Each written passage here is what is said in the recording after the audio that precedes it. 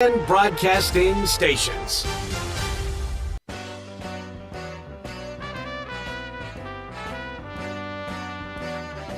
It's time for Wolo and Friends on Sports 56 and 98.5 FM. Presented by Homer Skelton Hyundai. Here is your host, the voice of the Tigers, Dave Woloshin. Welcome in on a dramatic Wednesday. More drama in the Memphis area, courtesy once again of John Morant. If you are just tuning in to what's going on in the world of sports today, about 2 or 3 hours ago, John Morant was on Instagram, not Instagram Live, just posting on Instagram. It began with a picture of his mother, and it said, "I love you." Then there was a picture of his father. Then there was a picture of his daughter. Then there was a picture of just him with the caption right in the middle of the picture that says, "Bye," B-Y-E. What does that mean?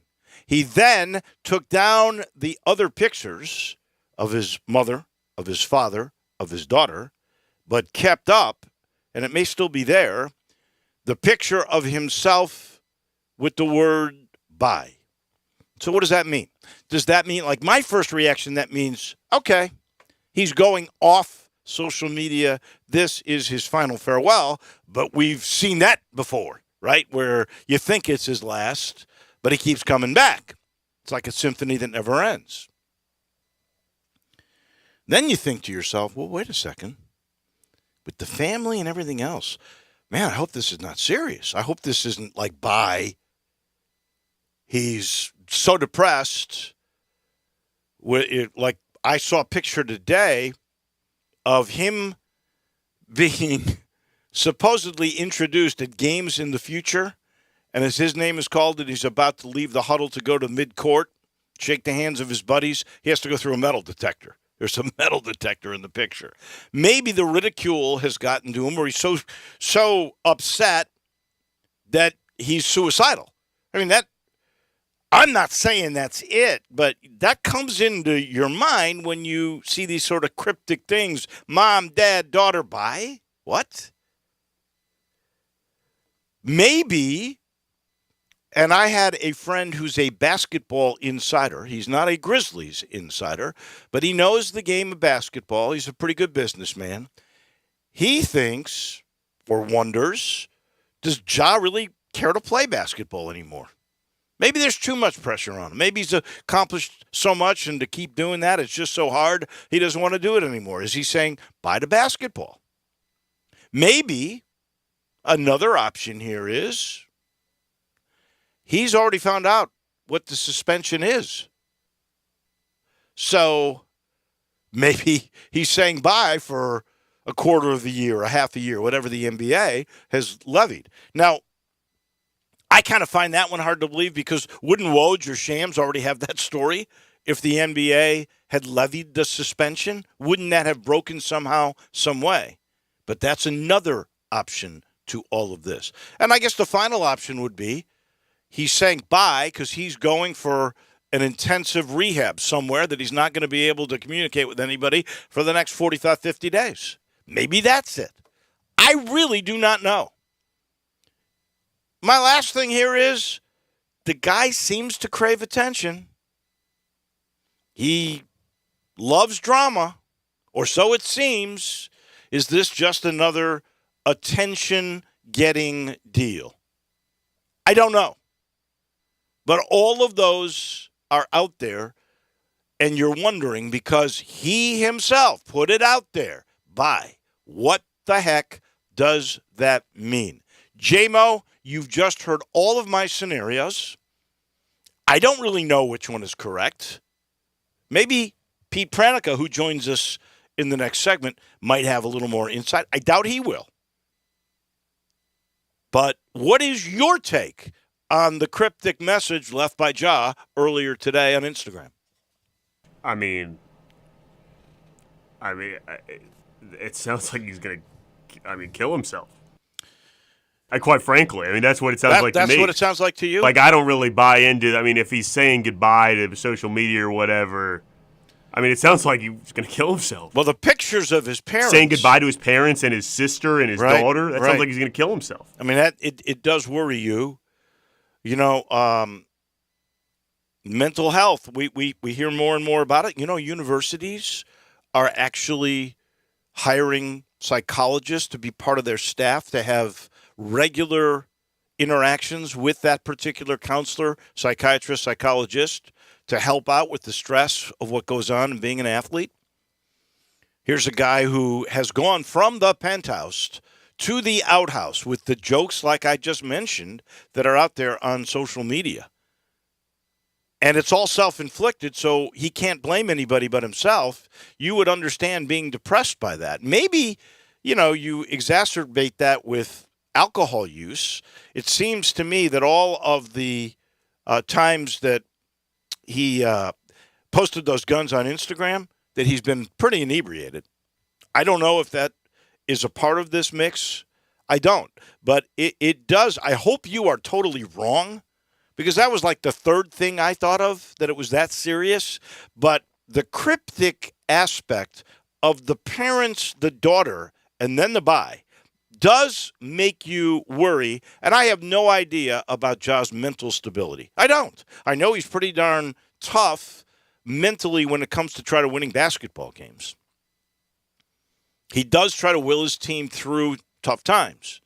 But that's totally different, and especially with the public ridicule, shame, whatever you want to call it, that he has gone through in the last month that would cause depression, a mental state that you could reach the outhouse, the lowest level possible, the basement. I don't know. But we're sitting here pondering it all and wondering just what is next for Ja Morant. And we'll, again, I guess, chew the fat on that with Pete Pranica in a little bit. In the meantime, last night the Celtics stayed alive. Jason Tatum played like the guy we thought Jason Tatum was. 33 points, 11 rebounds, 7 assists, good defense. That was the key in this game for me, J-Mo. Yes, certainly good defense in the game. Well, when you hold the Miami Heat, who've been lights out as a collective group, particularly from the outside in this series, to 8 of 32 from three-point range, I think they shot 44% total on the game. When you do that, you have 8 blocks. Every time Miami tried to come back, they would make a stop. They would turn them over. It's funny. TV added a 16 turnovers. The account that I normally get from my app called The Score, which is usually right on, they had 15 turnovers. Well, I know this either way, 27 points off turnovers. 15 all the players and then 1 team turnover. Oh, is that what it was? Mm-hmm. Okay. So 16 turnovers, 27 points off those turnovers. The low percentages, particularly from 3, that's what won the game for Boston. All right? They got a decent performance out of Brown. Tatum is clearly the key player there. But as a group, defensively, that's what won them, in my mind, the basketball game. It is also why I don't think the Boston Celtics are going to come back from 3-0 and win the series. Because I don't see Miami shooting 8 of 32 and 16 turnovers again, or shooting 44% for the game. I don't believe that will occur again. Also, if you look overall, statistically, in these playoffs, you have not seen Tatum or Brown, or as a duo collectively, be consistent. So they had one really good game in a elimination game they had to have. That doesn't mean they're going to win the series. It does, however, shift the odds makers. Did you see the line on Game 5 for Thursday night? No, in Boston? I have not. What would you think that line would be? Celtics favored by 5? 8.5. 8? 8.5. I could believe that.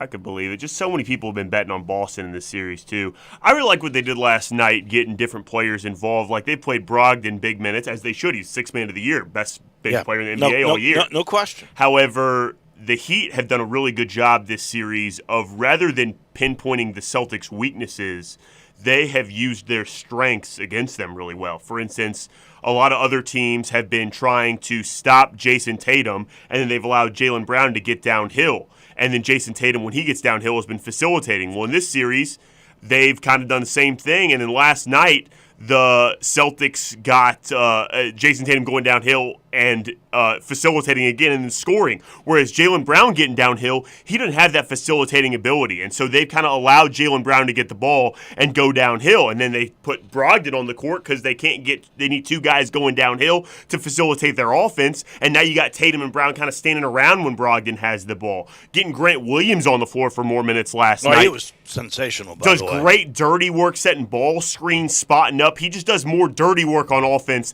that allows the ball to be in the hands of Tatum more. And so, who would have thought that playing the best bench player you have less would produce better quality offense? So, it was a crazy game last night. To see that work goes crazy for me. But also, now that I've seen that work once, I really have no doubt that it can work again in Boston. Obviously, the Heat has been the better team in this series, but I'm starting to have a little bit of belief in Boston after seeing their game plan last night. It seemed to me Grant Williams' insertion into the lineup, he ended up plus 15.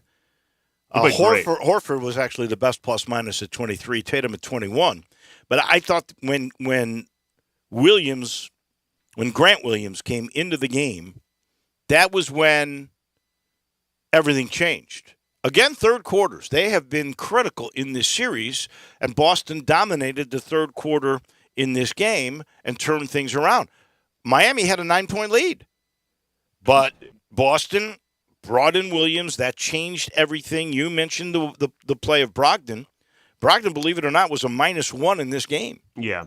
And it's been that way. And it's not that he's playing poor. I mean, he did play poorly last night. But it's not that he's he's so bad he can't perform in these playoffs. It's just when he has the ball, the way he plays is so ball dominant. And the way the Celtics offense is constructed is so much you have the ball, get downhill going towards the basket.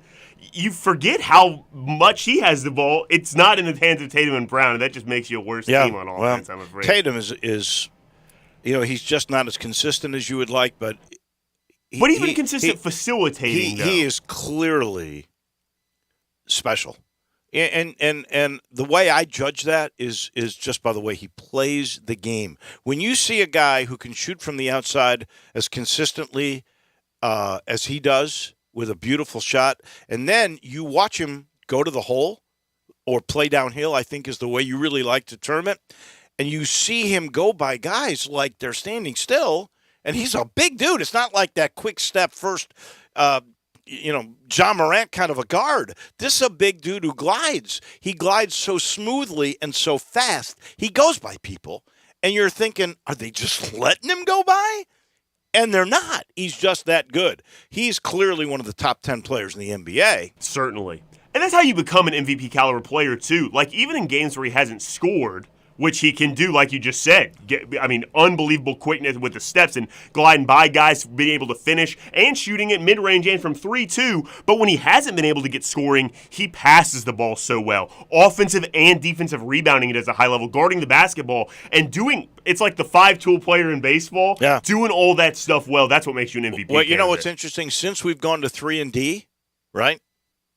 Spacing, threes, or going to the hole, who are the guys that have taken over that have really become the best players? Giannis, Jokic, Tatum, all big guys who can shoot outside, handle the ball, pass, and finish.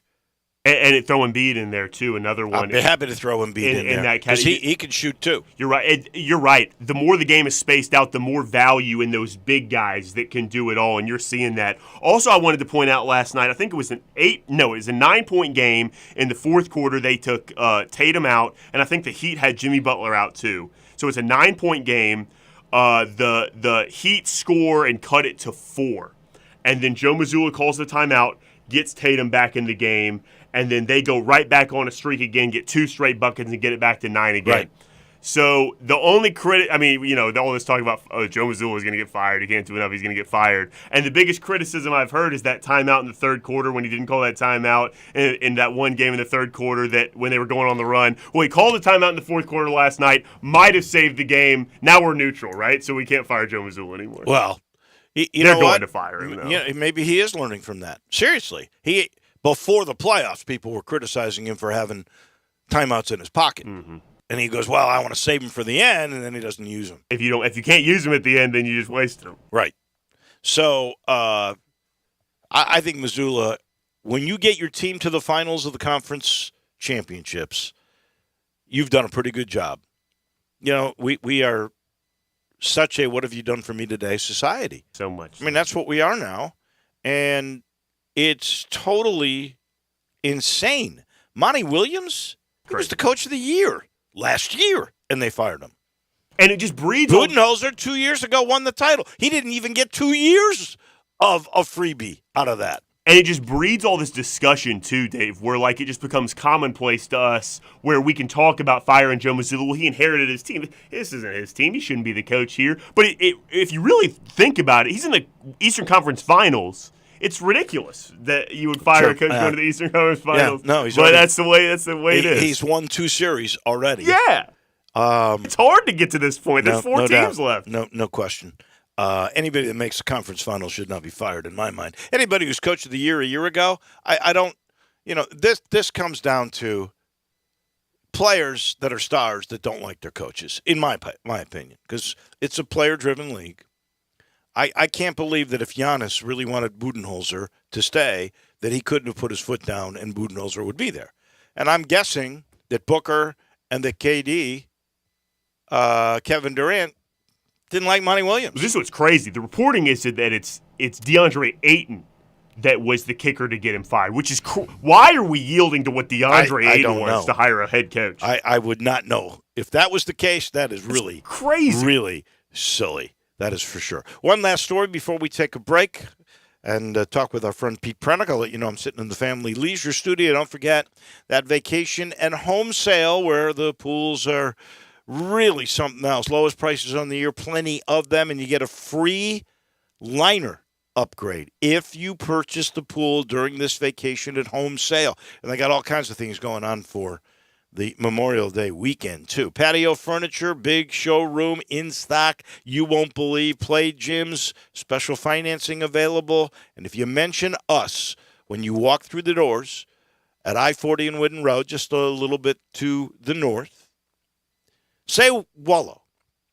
They'll give you half off on installation. That's a big ticket right there. Family Leisure. Our friend Muncie, I'm looking forward to chatting with him about this on Monday, did some digging. And Tigers Hoops season tickets from last year. Memphis at least publicizes their season tickets. You never see that with the Grizz. Although I have to believe the Grizz numbers are way up from what they used to be. The Tiger season tickets for last year, $8,397. That is down $2,900 from the $11,300 they had sold the year before. That's a decrease of about 25%, although actually more people were in attendance with tickets scanned. So those that bought tickets showed up this year, whereas in the past, they may not have. They bought the tickets, they didn't use them. And the question you have to ask yourself, what's going on? Why, with a team that had KD, and that would be Kendrick Davis, and DeAndre Williams that had come off of an NCAA run and was clearly going to be in the NCAA, why would they lose 25% of their season tickets? And by the way, they had several crowds that were 13,000, 14,000, well over the amount of season tickets that they had sold, which is about 8,400. I think when you look at this, there are several factors, right? If we go back to the glory days, pre-Grizz, they were the only team in town. Donations were not quite as tied to some seats. The great seats still were tied to donations. The home schedule was much better because you were in a better league. So I think when you look at this, home schedule is a factor. The league that you're in with those teams that contribute to that, that's part of it. A lot of the great Tiger games were played away from FedEx Forum last year. The games in Atlanta against Auburn when they won that game. The games in where you're going to see this year in the Bahamas or the year after that in Maui. All these neutral site games, which have become a fixture in the last 10 or 15 years, which take away home games of significance, that's a part of it for sure. I do think the expense of donations and then lower bowl tickets, they cost a lot. They cost almost as much as a Grizzlies game. Pretty much in the same neighborhood if you tie the ticket price with what you got to pay for the seat license. And that's a donation to the Tiger Scholarship Fund. Every game is now on TV. And that's been that way for a few years, but every game now, if you don't get it on regular TV, get it on ESPN Plus. Every game is on TV. And then let's just be honest, because that's what we try to do on this show. The other aspect is the Grizzlies are now a big part of the sports DNA of this town. They, by the way, control FedEx Forum. They're going to get the most money when it comes to the money from the state for improving facilities. They're the major league team in this town, and we're not a rich town. So the final aspect of this is the Grizz are here. They've become a major part of the sports scene. And we're not a big town. We're a small population town that has a great deal of poverty. We're not a wealthy town. There is a limited population that can afford either ticket. And so when the Grizz are good, even if Memphis is good, the Tigers, going to be tough. There are some people, I can think of about 10, that go to both games. Now, that's a commitment. That's 60 dates downtown. You really got to be committed. So, for the most part, budgetary-wise, time-wise, you got to pick a team. When the Grizz are the second-best team in the West and a star like John Morant, it's tougher on the U of M. There's just no doubt about it. And by the way, the better, more convenient dates, they're going to go to the Grizz. Because they control the arena, they're the landlords. They're the main inhabitant, yeah. Yeah, they're the landlords. They're the priority dates they get, and then they give the Tigers the other dates. Those are all the reasons why, in my mind, the decrease in season tickets. Can I add one more if that's sure. just for my money? Absolutely. Too. I want your input. And I think it's totally out of the Tigers' control too, but I know for my viewing experience, I think college basketball, just skill-wise, is really as lower than it's ever been, quite frankly. The disparity between professional basketball and college is larger than it's ever been. And I think it's not the Tigers' fault at all. It's totally out of their control. But it also very well could be a factor. I think even the layperson just watching games You're saying sees quality, a big discrepancy in the quality of the games. Quality of play? Well, there's the NBA, a pro league, has always had a better skill level. Always. But I think the disparity has grown much larger than it's ever been. But that has more to do with youth basketball than it does to do with the Tigers. I think there are several factors. I think it is AAU youth basketball. You know, I've heard even NBA people go, they'd rather go with foreign guys because foreign guys love the game and work harder. And I think some of that is where you're going to play 3 games on a Saturday. You're not working on your fundamentals. You're just competing.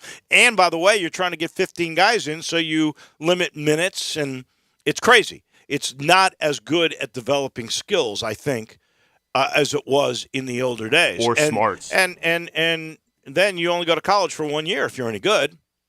So you don't see that development there either. How do you get cohesion, right? So, yeah, I don't know if that is a major level because it might not be for most people. I know that's just speaking from my own experience. I still think, the thing the NBA has is that every night there are stars that are coming in. And college basketball doesn't have that. They got bye games. They got uncompetitive games. You get the league games, though, that's pretty darn interesting. And the way the NBA is going now, with the increase on importance of postseason and the decrease of importance of the regular season, I'm waiting to see how that will affect them in the long run. As well. In the meantime, this portion of the show brought to you by Grind City Brewing. That's that beautiful brewery just north of downtown, right on the river. and all the great products like Just What the Doctor Ordered, their Pilsner, their Poppy's Pills. And by the way, they're working on a Pilsner that's going to have a little kick to it. Oh, yeah.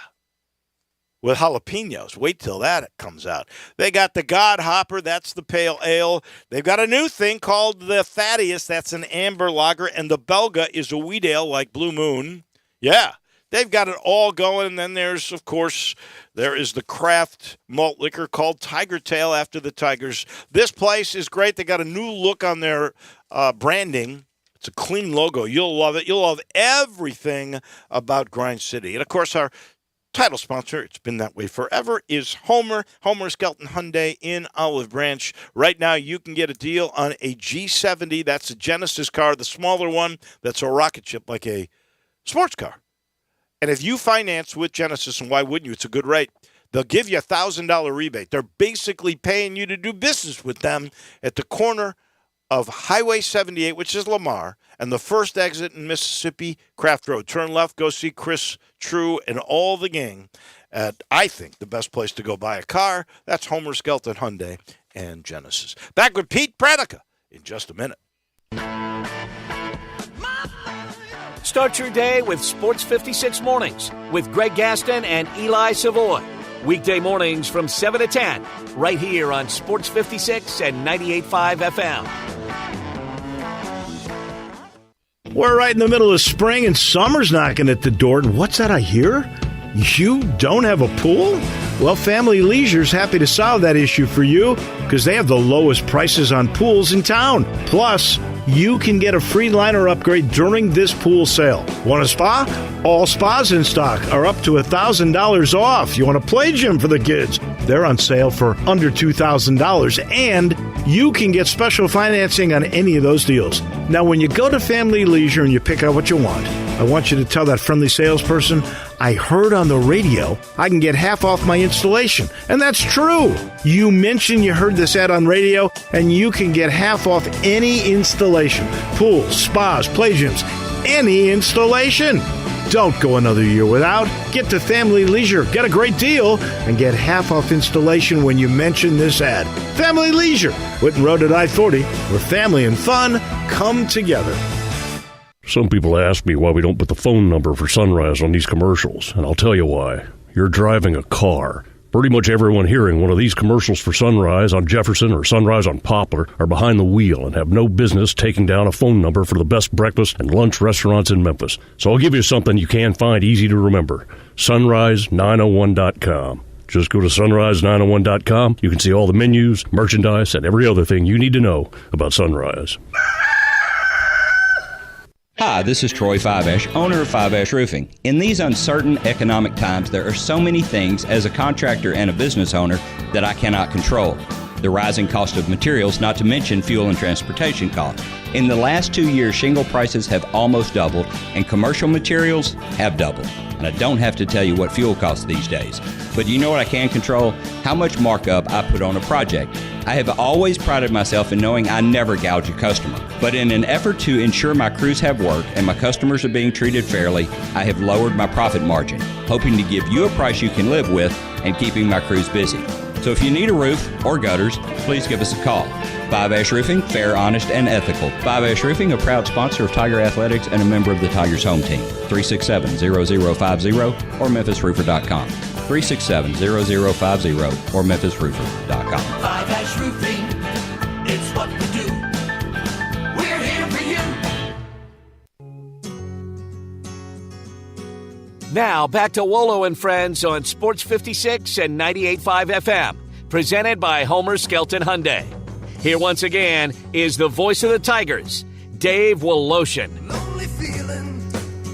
The weather's so nice. It's going to heat up, you know. I hope you're prepared.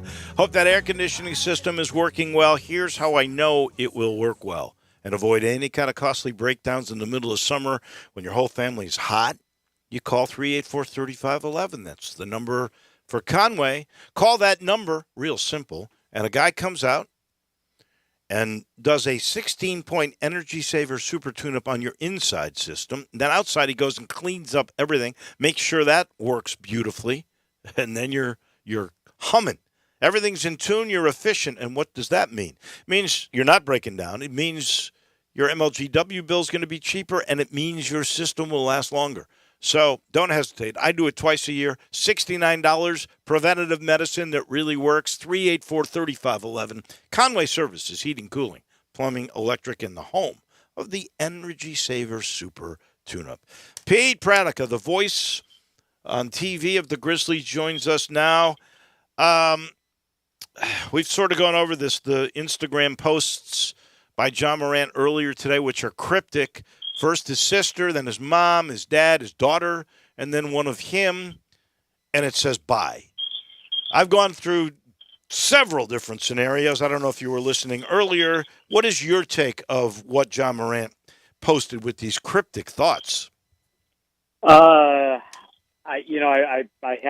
haven't seen them for myself, but obviously it's somewhat troubling, and I think that right now he's going through some issues, and I hope that he gets the help that he needs. Obviously this appears to be something that I think we have to take very, very seriously. And like I said, I hope he's getting the help that he needs. I mean, he had talked about earlier, after the earlier appearance on Instagram Live, that he needed to deal better with stress in his life. And so, like I said, I just hope that whatever help he needs, he is getting, because obviously this goes far beyond just being on Instagram Live with a gun in your hand. I think there's something deeper at work, and hopefully, like I said, he's getting the assistance that he needs to get his mental game back. Well, when you look at these things, the first thing I thought of, really, because I wasn't going that deep, is maybe this is him saying goodbye to being a guy that posts on Instagram or on any social media. Then you start thinking about the cryptic aspect of it. Tells his sister, live your life, love your mom, love your dad. And then his daughter, and I think he says to Carrie, you're the greatest baby girl, or something of that nature, and then bye. And then you start to wonder about his mental health, and if I hate to say this, but he's been public shamed, and there's deep ramifications sometimes at a personal level with that shame is a hard thing to overcome. So, then, and J-Mo himself said, that makes, when you see the crypticness of that, you start to worry. I hope he's got people around him right now, because that sounded almost suicidal, right? I think you could draw that inference. I would prefer that not be the case. But like I said, I hope that he has the right people around him. When you think about his life going from relative obscurity to the number 2 overall pick in the draft, to being Rookie of the Year, Most Improved Player of the Year, you sign with Nike, they bring out a shoe, the Ja 1, you're a multiple All-Star, you're one of the faces of the franchise.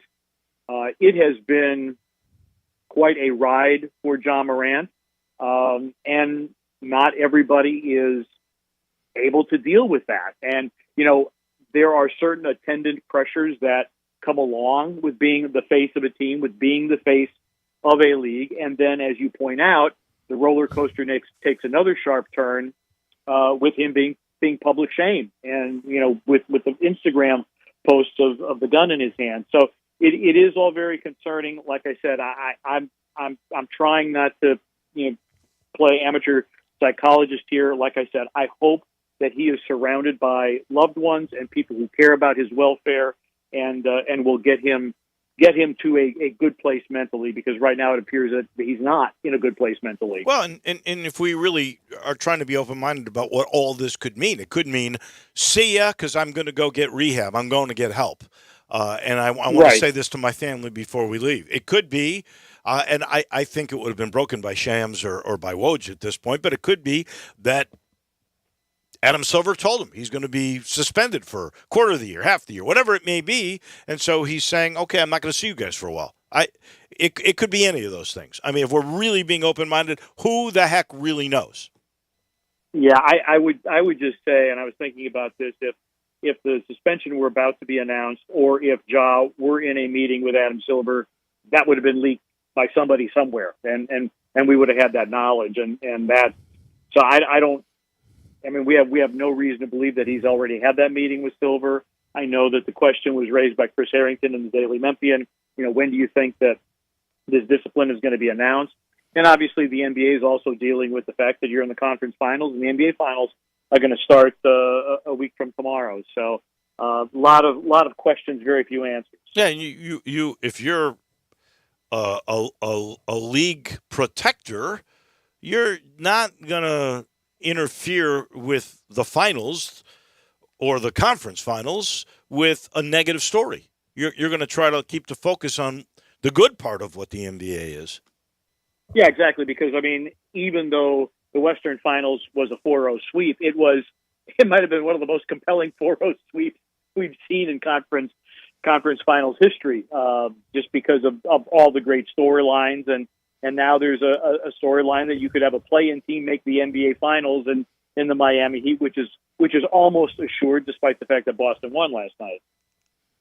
I'm in total agreement with you on all of that. And the other storyline that came out of that Western Conference sweep was that LeBron could retire. You buying any of that? No. No. Short answer, no. Look, he's 38.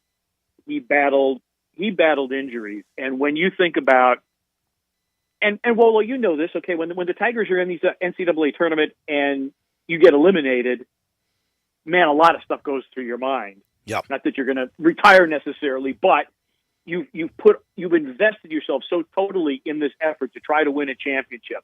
The Lakers coming back from the 2-10 start, LeBron battling injury, the midseason acquisitions, the fact that they win a play-in game.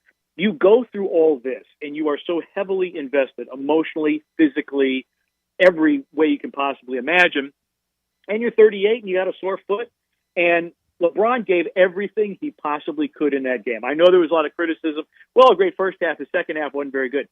Dude's 38, okay? He played his butt off, and I think you give LeBron his flowers for that. It's understandable that he would say, well, yeah, I got to think about it. But let's be honest, LeBron always has some influence or say on the personnel of his particular team. So I think there'll be a conversation with Rob Pelinka. And, hey, do you think we could get Kyrie Irving here? Right. Those guys enjoyed success in Cleveland. So, yeah, I think, LeBron's leaving the door open. But I would imagine if LeBron really wanted to retire, he would announce it. We'd have like a farewell tour and everything. Is it possible? Yes. Likely, no. I just think he wants to keep on playing. If he's physically able to play, he wants to be out there. We have a mutual friend in Sean Toohey who used to say life is all about leverage. And This is all about making sure he's got the leverage to get Pelinka to do exactly what he wants to do personnel-wise. I think that is what this one is all about. So you mentioned already you think that Miami's going to beat Boston. I'm in agreement with you. So let's just say that occurs. If it doesn't occur on Thursday, it'll probably occur on Saturday. Is it Saturday or Sunday they would play Game 6 in Miami? They go every other day. So it'd be Saturday. I lose track of the days in the offseason. Today's Wednesday, right? Yeah, it is. Thank God you remembered for us. Yeah. So let's just say it ends on Saturday. I'm going to say Boston's going to probably win at home and then lose in Miami. How do you match up Jokic, the Nuggets, the number 1 seed against this incredible Cinderella story, an 8 seed that lost a play-in game and got to the finals? Yeah. Well, I think we have to give our props to Heat culture. I mean, for so long, I think a lot of us could kind of rolled our eyes at, Heat culture and Pat Riley and all that in South Florida. I think they deserve all their credit because Eric Spoelstra is a Hall of Fame coach. He's got these guys playing together. I think the question is that how healthy is Miami going to be? We saw Kyle Lowry. He's had left knee issues, tweaked that last night. We saw Gabe Vincent with what looked like a horrible turn of the ankle, and of course he came back. How available would those guys be? Are they going to get beat up if this series goes 6 or maybe even 7 games? Meanwhile, Denver is super healthy. They're playing great basketball right now. Their complementary guys have been fantastic. Obviously, Jamal Murray has been great. Jokic is all world. But Michael Porter Jr., man, you give credit to Denver, sticking with this kid after the back surgery, and is he ever going to play again? And also credit to Tim Connolly and the Denver front office for sticking with their coaching staff, sticking with their roster, waiting until Jamal Murray came back and they were able to get him back and healthy. And having Malone has done a fabulous job with that basketball team. For me, Sacramento, I'm going to change gears here briefly. Sacramento, they lost their way when they fired Malone. That was, they had him as a coach and they let him go and they were wandering in the wilderness forever. Good. Speaking of which, real quick, Williams, Doc Rivers, and Budenholzer. What's going on with the firing of coaches? Doc Rivers hasn't had a losing season in 16 years. Monty Williams was coach of the year last year. Budenholzer won a title 2 years ago. Yeah, Budenholzer, I think, I talked to people in Milwaukee. They felt he was on thin ice even last year. The thing with Monty Williams, Matt Ishbia does not like him.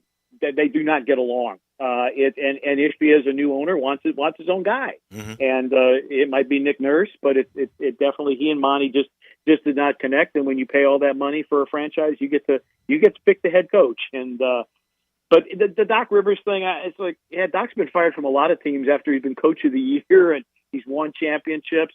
I don't know if that's an Embiid thing that he wasn't getting along with Doc or whatever. But look, coach is coach. Players got to play. Embiid didn't show up, in crucial moments in the playoffs. So is that Doc Rivers' fault, really?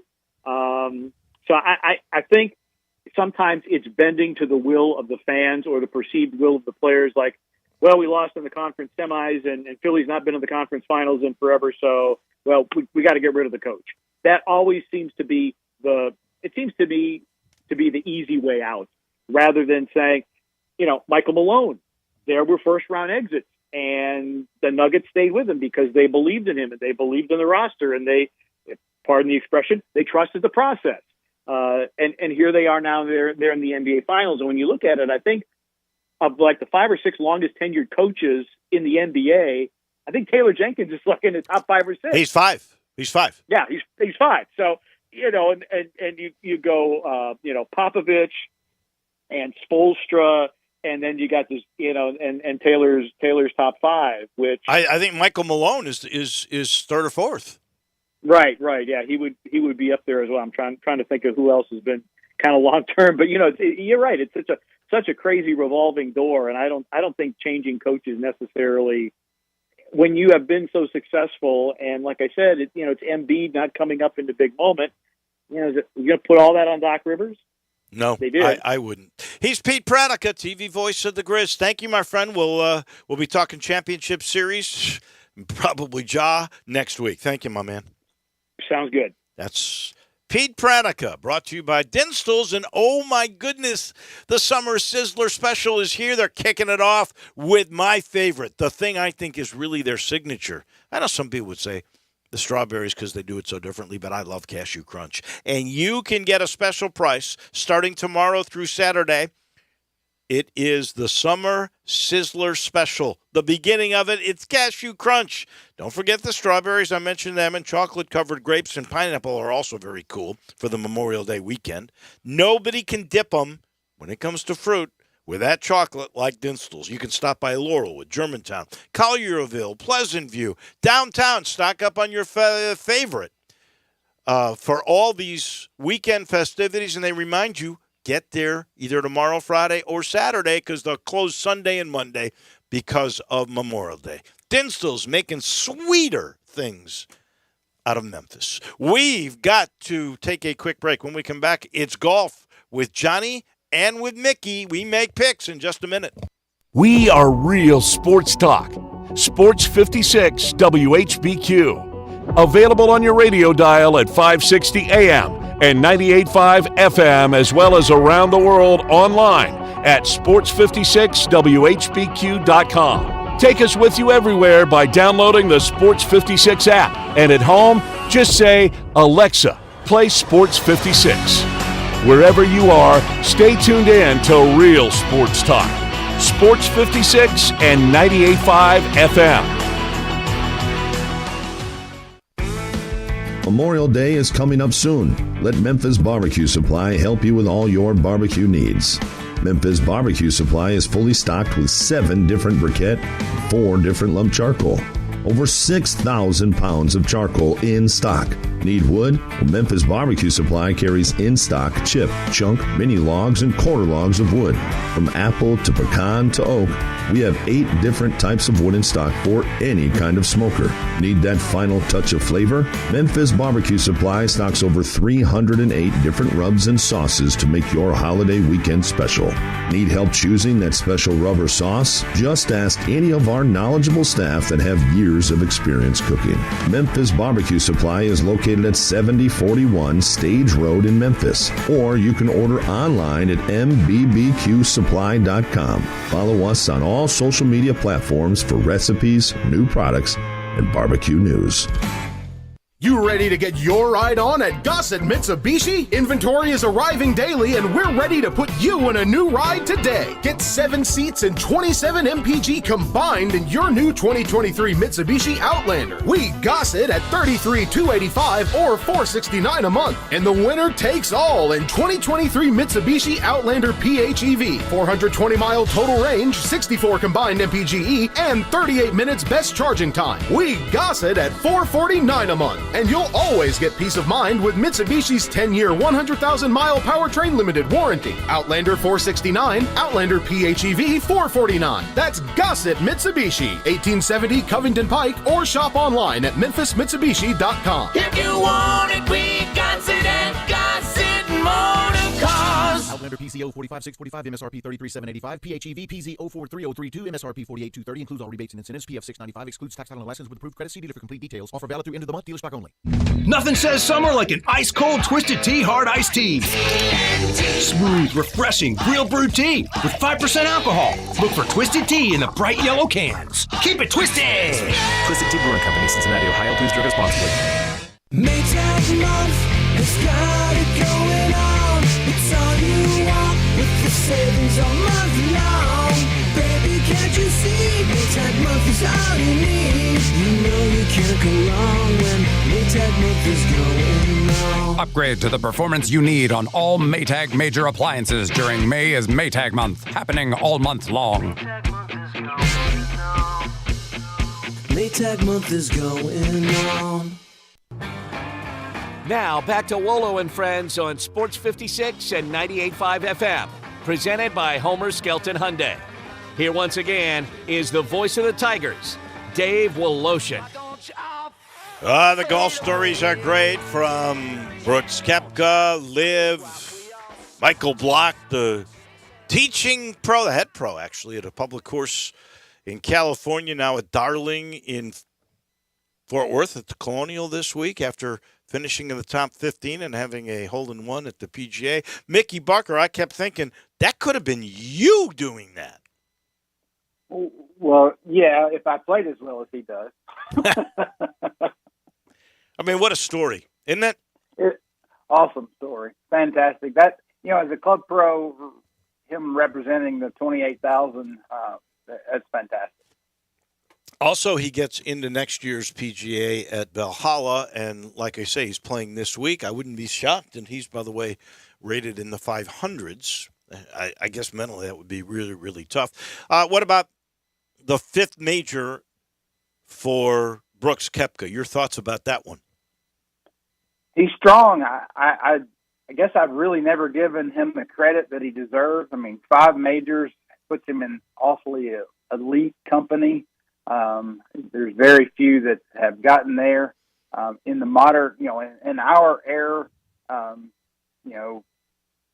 Phil Mickelson has 6, and Faldo, I believe, has 6. And Trevino's got 6. Right. He gets to 6. That's pretty rarefied air. He's only 33. He could win. He could win 2 or 3 more, I think, if he stays healthy. And Johnny, I'm going to bring you in, Johnny Lyon. You've been a live guy or a supporter of those guys to play on that tour and still play in the majors and in the Ryder Cup. Now, I agree with this. I think Koepka, if he earns the points to be the top 8 guys, not a captain's pick, but the top 8 guys, he should be able to play in the Ryder Cup. I'm certain you're going to agree with me on that. I think he does deserve to play. He definitely got his revenge on Rahm and the Masters. I think he had a chip on his shoulder, and he's a very determined guy and a good champion. Yep, I think he definitely deserves to play in the Ryder Cup. Would you, if you were Zach Johnson, to me, if a guy earns the points in the top 8, he should be in, no doubt, because he's done it in the majors. If you're on the LIV tour, yeah, but I all wouldn't. kinds of other politics. Yeah, well, I wouldn't give a captain's pick. Would you? Like to say DJ, for instance. I would, yeah. See, I don't go that far. Mickey Barker, would you? I probably would not. And a little bit of it is because the DP World Tour has already said that the Europeans that they would be picking are not eligible. Sergio, Poulter, your Westwood, those guys. Not that they would really make it, but it almost wouldn't. In my mind, it almost wouldn't be fair to use them as a pick when the other side is not. Last thing on this, and then we got to pick the Colonial. But Johnny, tough one. How many majors now that he's healthy will Brooks Koepka have at age 33? How many more do you think he gets before he retires? 3. So you think he'll get to 8? That would really put him in some kind of rarefied air for sure. Also, Johnny, how about Michael Block? What about that story? It was good to see somebody come through the ranks, and it definitely had the fans behind him, and it's everybody likes a good story like that. Somebody coming from nowhere and showing they can play. $300,000 too, and in this week, and by the way, his world ranking is 539. So it was. I thought what was really cool about Michael Block is that he hit a 7-iron from 152. I can actually do that. I can relate to that one. and the par that he had on 18 was pretty darn amazing to get him in the top 15. I mean, absolutely amazing. Oh, I mean, yeah, that was almost as good as my birdie at Miramichi against you, Wolo. Yes, when you made 18 and 2, I would say it was very impressive. You also were impressive last week. You are now less than $2 million behind me. Mickey's in third. J-Mo in his very familiar position of bringing up the rear. So here we go. There are plenty of good players. In fact, 1, 2, 3, 4, 5, 6, 7, 8, 9, 10. The top 10 players are all within the top 50 in the world rankings. So you got to really dig deep to find the shocker that we're going to have, 51 or lower. J-Mo, you get to start with your first of your locks. I hate going first. I'm going to take Scotty Scheffler. I don't have a ton of confidence in it, but he's there, and I got to take him. So I'm taking Scotty Scheffler. He's number 1 in the world. Yeah, I know. But I've taken him so many times, and look where it's gotten me. So I'm taking Scotty, and I'm going to hold my breath a little bit. Mickey, you're now picking second. How can he not have confidence in him? Because he can't. I hadn't won for me yet, Mickey. I'm not getting any points being at the top of the leaderboard. So he may be hurt, but I'm going to take him anyway on the golf course, Jordan Spieth. Well, he's a Texan, and he's won here before. I don't blame you for that. Which way do you go, Johnny? I'm going to take Victor Hovland. He's been playing really well lately, and he's due.